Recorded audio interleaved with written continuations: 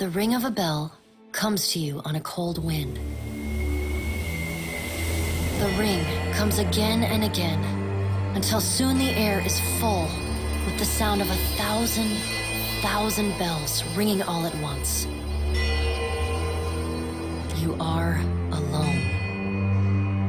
And then, you are not.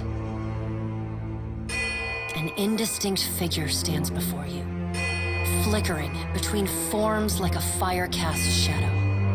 A fixed, taunting grin, bottomless black eyes, a yawning chasm in the earth. The aspects of Berath, the Usher and the Pallid Knight, shift in and out of focus. And at their back, 4 indistinct shades hover. You feel an eternity stretch out behind each of them, reaching back to places so distant and yet so near you cannot comprehend their size. The shifting image of Berath settles on the aspect of the Pallid Knight. Watcher. Her voice is the discordant clangor of gongs struck out of time. I tasked you to discover Aethys's intentions. Tell me what you have learned.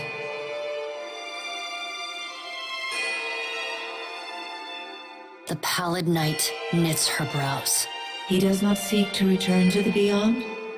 Intriguing. Her sickly pale skin pulls tight across the bones of her face, as if the shell of this aspect does not quite fit the impossible creature it contains. The figure nearest Berath dissolves and reforms in the image of a thin-lipped, ancient crone whose face has felt the melting kiss of fire. The goddess Wodica strides forward. Does Aethys frighten you, Berath? He should. Magran subdued Aethys's influence once before, and yet he returned.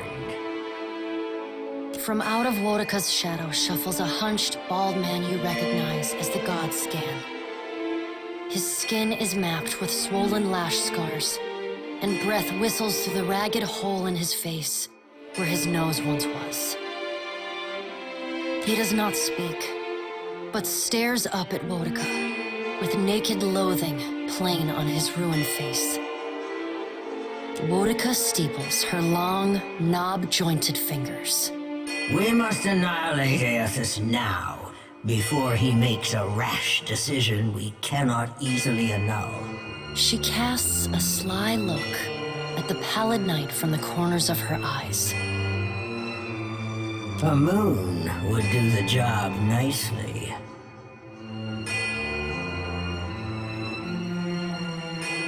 Wodica stares at you down her long nose. I would destroy it all in the blink of your wide eye if I believed it would benefit me. Empires can be rebuilt. Souls can be reforged. Do not forget it. The figure beside the aspect of Berath flows forward in a swirling cloud of ash. The ash falls to the tiles and reveals a molten-skinned woman leaning on a monstrous, wicked-edged broadsword. Magran's glowing lips curl in disdain. We must find a solution to the problem of Aethys that is neither do-nothing, nor destroy the world. I acted in haste during the Saints' War. You will not goad me into doing the same now. To move against him while his plans are unknown would be the height of foolishness. We must find wisdom in precaution. The Pallid Knight tilts her head to the side and gives you the long-suffering, narrow-eyed look of a parent dealing with a particularly disappointing child. No. Another of the silent figures steps forward, and the warm, golden light of a summer's afternoon spills across your face. Let's all take a deep, calming breath. Perhaps cooler heads will prevail. Behind Helia's words, you hear the soft coo of doves. Aethys has been separated from us for too long. Isn't it possible he intends only to gather enough souls to reclaim his realm in the beyond? He should be welcomed. You look up then into avian eyes.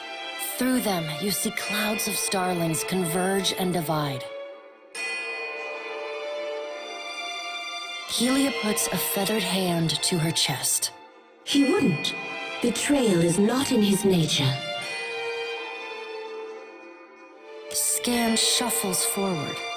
Yes, yes. We should welcome Aethys' return to the fold. His gratitude we can leverage to cajole him into divulging his plot. Then, when he believes himself to be in our good graces, we do as Wedeka suggests, and crush him into the earth. Scan pauses, inspecting you. And here is the Watcher who wiped dear, desperate Ali's mind. You could have let my followers help her kill the man who tormented her. But you did not. Curious. Scan licks the ragged edge of his lipless mouth and grins, then turns to Helia. I did not expect such a deliciously ruthless idea from you, Helia. I am impressed. Helia's feathered crest stands on end. You wretched little creature. Your point is well made, little Watcher. If self-evident, Aethys has not been known to possess a vindictive nature. Indeed, he has occasionally been magnanimous to a fault. However, if we push him to the brink of reason, there is no telling what he may do.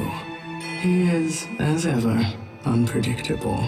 Something akin to fondness creeps into her voice. The pallid knight gestures for silence. Aethys cannot be killed, but he may be subdued. Yet to do so will take immense power and time. Both stand in his favor. Magrin grits her black glass teeth. That is why we must ascertain his plans before he has the chance to put them into motion. She begins to pace. Her steps leave little trails of fire in her wake. Magrin stops and balls her hands into flaming fists.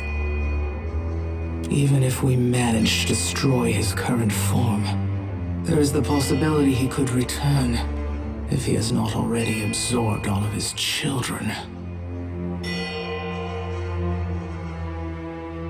The pallid knight casts a cold, cutting glare in Magrin's direction. Magrin speaks too freely. That knowledge is beyond your ken, Watcher. Wodika waves the gods to silence. Aethys gathers strength. His strength is a threat to us. Her voice takes on a sharp, almost panicked edge. There is no sensible answer to the question of a resurgent Aethys other than decisive, final action. Your opinion is unasked for, but noted. The pallid knight says. We will act when it is appropriate to do so, and not before. The pallid knight steps away from the half-circle of assembled gods. She pulls herself up to a great height. The words she speaks next come not from her mouth, but from all around you. Follow him, Watcher. The black of the pallid knight's irises expand until her eyes are as dark and cold as the void between stars. She bends down and brings her ghostly face level with your own. Your debt to me remains unpaid. She stares at you, unblinking. Like a needle drawn to a magnet, you are pulled toward her one compulsory step at a time. You blink open your eyes and find yourself on the floor of your ship's cabin, alone.